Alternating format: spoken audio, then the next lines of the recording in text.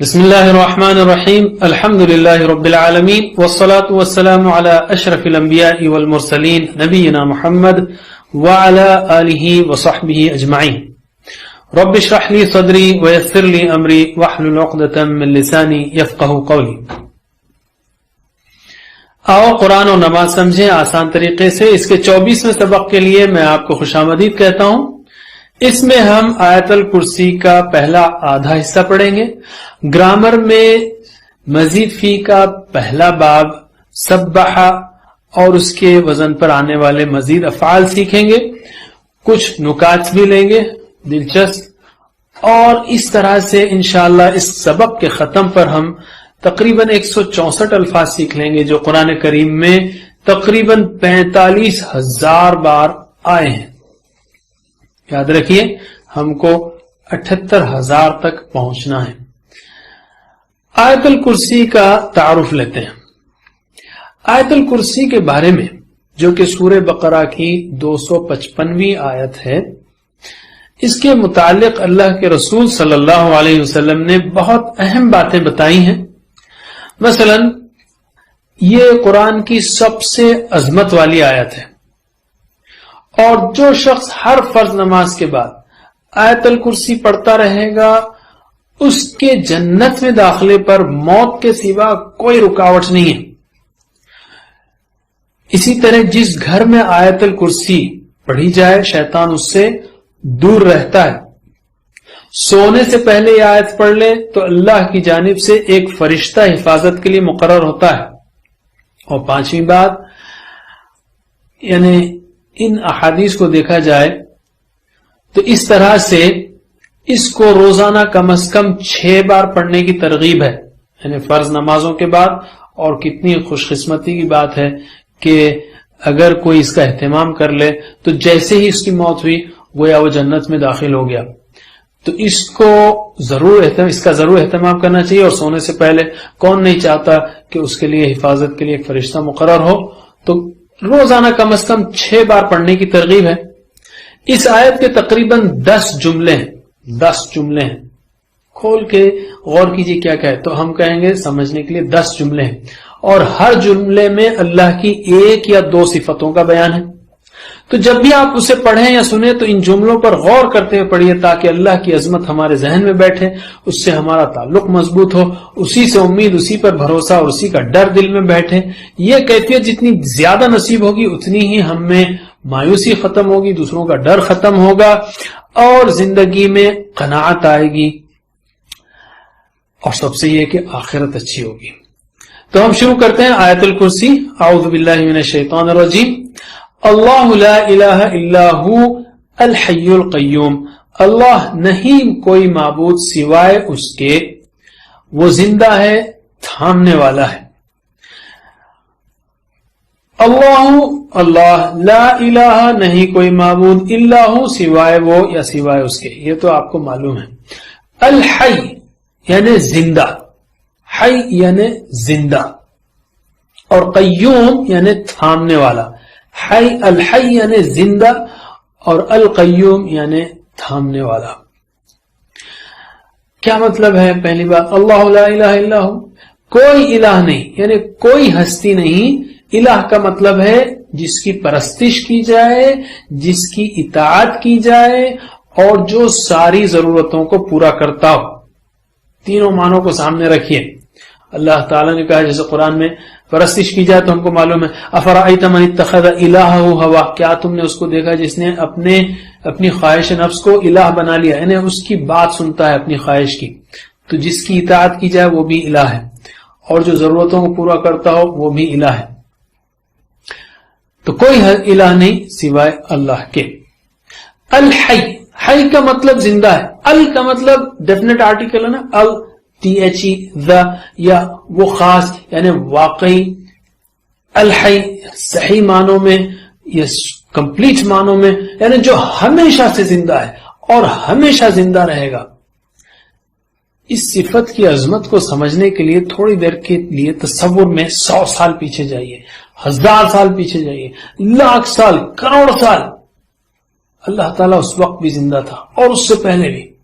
بلکہ ایک چھوٹی سی غور کے لیے میں ایک ایکسرسائز آپ کو دیتا ہوں کہ ایک نمبر 1 کے ساتھ صرف 7 صفر لگائیں آپ تو 1 کروڑ کا عدد بن جاتا ہے۔ 1 کے ساتھ صرف 7 صفر لگائیں آپ تو 1 کروڑ کا عدد بن جاتا ہے۔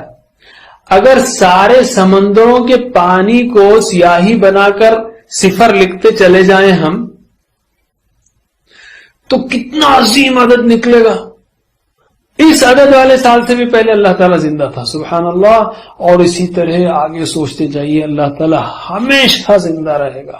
ہمارا دماغ فیل ہو جاتا ہے اس تصور کو دیکھتے ہوئے، لیکن اللہ کی عظمت گویا ہمارے ذہنوں میں بیٹھ سکتی ہے ہلکی، کیونکہ ہم جتنا غور کریں گے تو اتنا ہی اس کا فائدہ ہوگا۔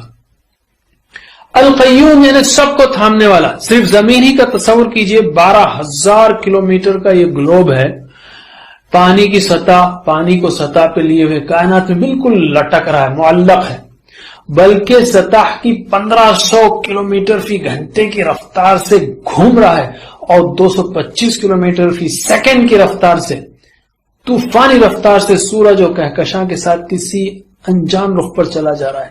ان ساری حرکتوں کے باوجود اللہ تعالی ہم کو اس زمین پر اس پیار و محبت کے ساتھ تھامے ہوئے ہیں کہ جب ہم رات کو سوتے ہیں تو ہر چیز سکون والی لگتی ہے۔ پانی کا ایک بھرا ہوا گلاس لے کر ہم 4 قدم نہیں چل سکتے، مگر اتنی رفتار کے باوجود سمندر کا ذرا بھی پانی خشکی پر نہیں آتا۔ تو اللہ تعالیٰ نہ صرف زمین کو بلکہ سورج، چاند، ستارے، کہکشاں سب کو تھامے ہوئے، ورنہ ہم کبھی کے ختم ہو جاتے۔ تو پریکٹس کریں گے ہم، ترجمہ کیجئے، اللہ لا الہ الا ہو سوائے اس کے، الحی القیوم اللہ لا الہ الا ہو الحی القیوم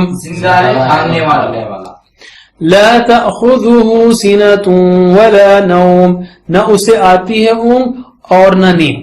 لا نہیں، تأخذ آتی ہے، اخذا لینا پکڑنا، نہیں پکڑتی اس کو اونگ یا نہیں آتی اس کو اونگ۔ ہوا یأخذ ہی تأخذ، سینۃ مؤنث ہے اس لیے تأخذ ہے، نہیں آتی ہے ہو اس کو، اللہ کو، سینہ، سینہ کہتے ہیں اونگ، ڈوزنگ، ولا نوم اور نہ نیند، نوم نیند، الصلاۃ خیر من النوم ہم روز صبح میں سنتے ہیں، نماز نیند سے بہتر ہے، تو نوم کا مطلب ہے نیند۔ یہ اونگ اور نیند کیا ہے؟ انسان دن میں کام کر کے تھک جاتا ہے اس لیے کبھی اونگتا ہے تو کبھی سو جاتا ہے۔ اللہ تعالیٰ میں کوئی کمزوری نہیں، وہ تھکتا نہیں، اس کو نیند تو کیا اونگ بھی نہیں آتی۔ فجر کی نماز کے بعد جب ہم یہ آیت پڑھیں تو غور کریں کہ ہم تو سو گئے تھے مگر اللہ تعالیٰ ساری رات کوٹ ان کوٹ جاگ رہا تھا، اور رات کو سونے سے پہلے پڑھیں تو سوچیں کہ ہم تو سو جائیں گے مگر اللہ تعالیٰ کے لیے نہ رات ہے نہ دن، وہ ہمیشہ سے زندہ ہے، اور ایسا زندہ ہے کہ ایک پل کے لیے بھی اپنی مخلوق سے غافل نہیں ہوتا۔ دعا کیجئے کہ اے اللہ ہمیں آپ کی صفات، آپ کی قدرت، آپ کی خوبیوں پر غور کرنے کی، ان کو سمجھنے کی توفیق عطا فرما تاکہ آپ کی عظمت ہمارے دل میں بیٹھے۔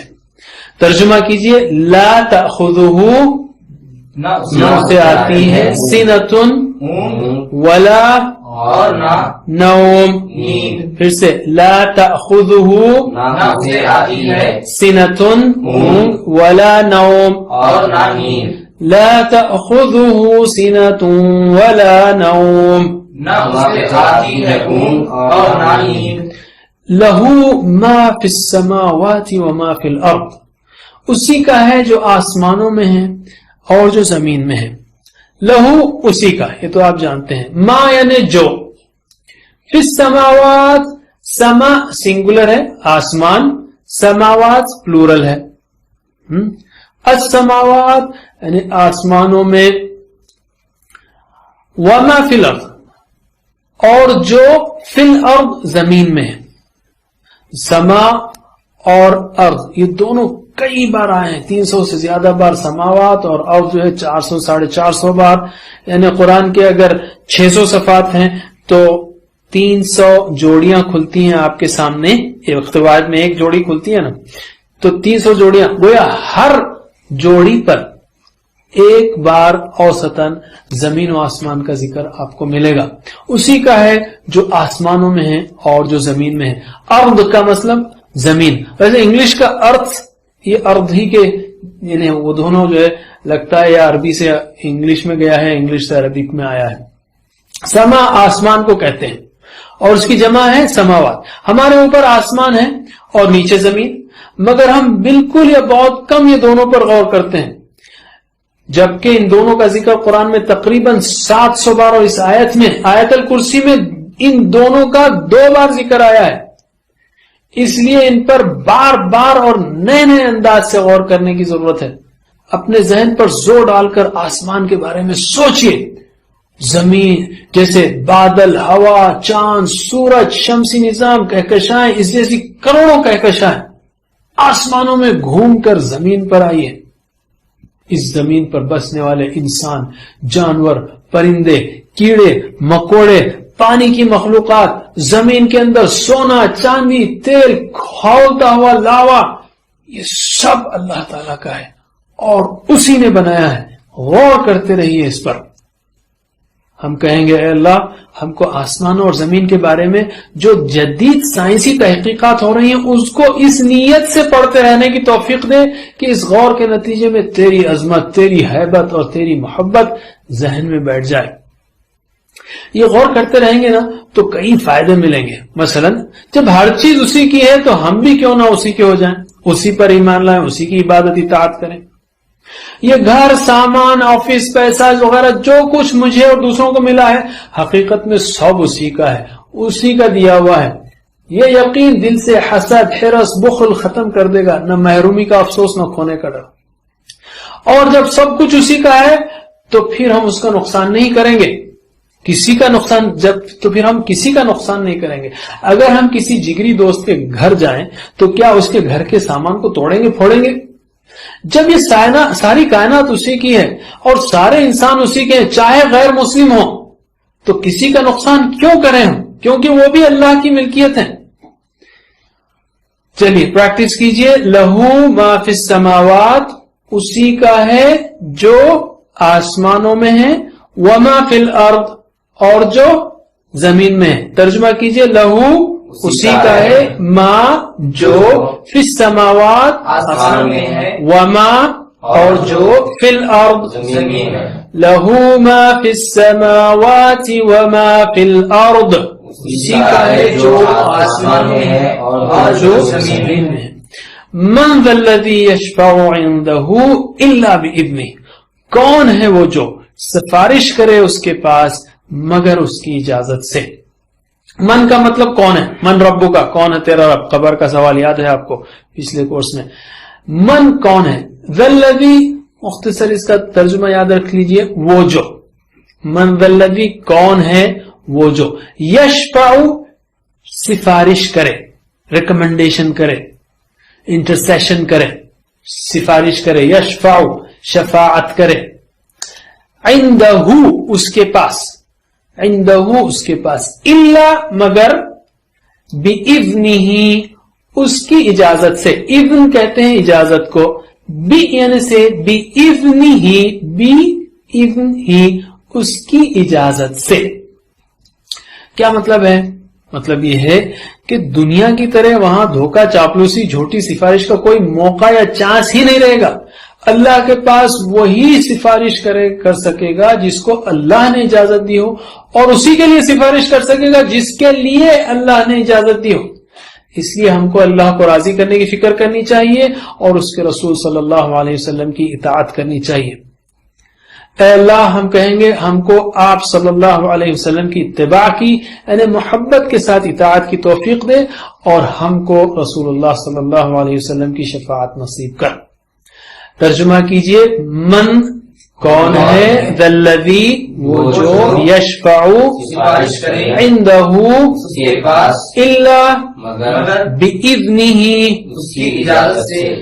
من ذا الذی کون ہے وہ جو، یشفع عندہ سفارش کرے اس کے پاس، الا بِإِذْنِهِ مگر اس کی اجازت سے. من ذا الذی یشفع عندہ الا بِإِذْنِهِ کون ہے جو سفارش کرے اس کے پاس مگر اس کی اجازت سے؟ آیت الکرسی کا بقیہ حصہ اگلے سبق میں سیکھیں گے انشاءاللہ.